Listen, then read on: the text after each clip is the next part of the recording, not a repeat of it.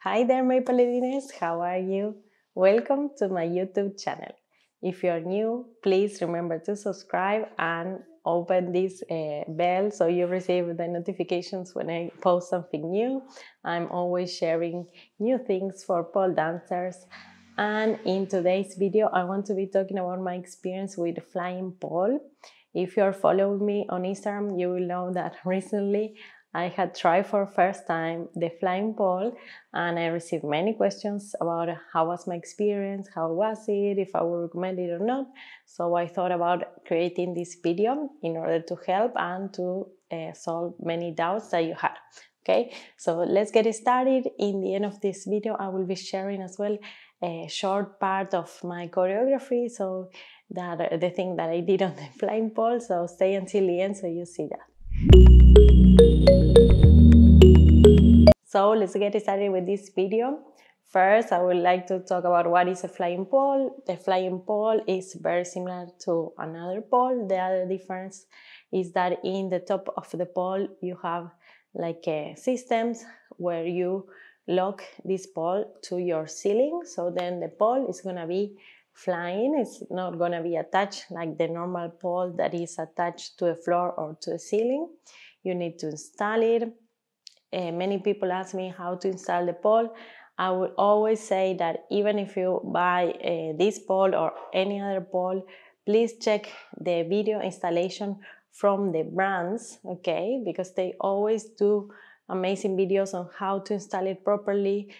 This check in YouTube, there's many information, so make sure you're doing it right, make sure it's for your safety. So I'm not going to be saying how to do it. There's a lot of information what you can check, and really please do it. I know sometimes the pole can get locked or you can do something wrong, so please, first safety. So take your time to install the pole for the first time.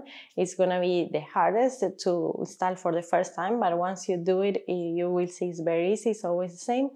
This pole is an Xpole, and it has the same system that all Xpole has, that it has like a lock inside that you have to expand with the X key. So anyways, if you have an Xpole, you will know what I'm talking about. If you don't, you will know when you buy a new one. Okay, so this pole is from Xpole.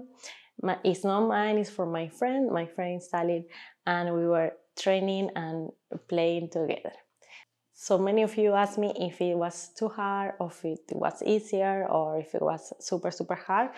I found it that it's a little bit different because the pole spins not like we are used to, that it's only center, it spins always like this. This is the normal way that we will use a normal pole. The pole in this case, it can spin like this, but also it can spin around the room, and that I found that it was different, of course, and is you have like another force that is taking your body, away from the center. So it was a little bit different and weird. Also, I have the experience that when I went down to the pole, I started feeling more like dizzy and more sick. It was like different dizziness that I'm used to do with the spinning pole. But this one was something different because your body is going for so many directions. But I know that if I keep training and I keep doing and trying this pole, it will get better like it did when I first started spinning pole as well. I would feel a little bit sick or dizzy for the spin, but as soon as I start training regularly, this sickness went away. So now I don't feel sick anymore in the normal pole, but in this one was a new experience. So of course my body didn't know what was going on, and I feel a little bit dizzy, a little bit different. So that was my experience with the pole. I found it that yes, it's a little bit harder.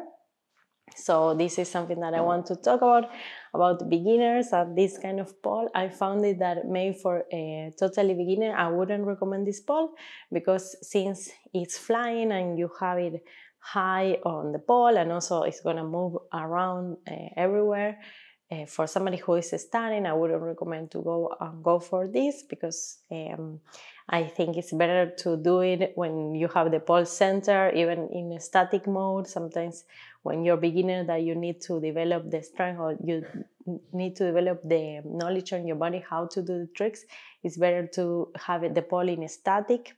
Better than even spinning sometimes for beginners. So for a beginner I wouldn't recommend. Also, I found that if you're a beginner, or well, any pole dancer, you have always to be climbing, okay? So you will be doing everything on the air, because or if you're gonna do something on the floor like a straddle, you will have like a short pole. It's gonna depend how high you put it, how far you put it from the floor.